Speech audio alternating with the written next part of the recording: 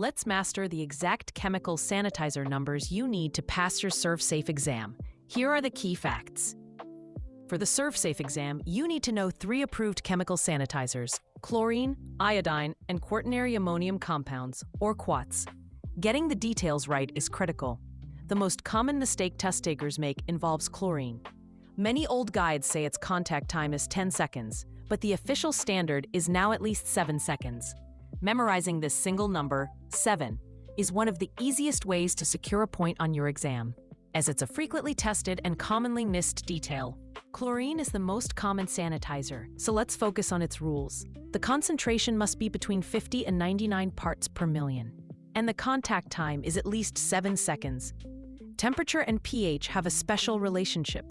You can use hotter water, 100 degrees Fahrenheit or more, with a pH up to 10. But if your water is cooler, at least 75 degrees, the pH must be lower, at or below 8. This trade-off is a key concept. Iodine and quats have different rules. Iodine works at a very low concentration, just 12.5 to 25 parts per million, and needs at least 30 seconds of contact time. It's easy to spot because its amber color acts as a visual indicator. Quats also need 30 seconds of contact, but their concentration isn't a fixed number. You must always follow the manufacturer's label. The biggest weakness for quats is hard water, which can make them ineffective. A common exam scenario. You can't just guess if a sanitizer is mixed correctly. You must verify it with chemical test strips. This is an absolute rule in food safety and on the exam. The most important thing to remember is that test strips are not interchangeable. Chlorine strips are only for chlorine, iodine strips for iodine, and quat strips for quats. A common exam trap involves a manager using the wrong strip for a solution.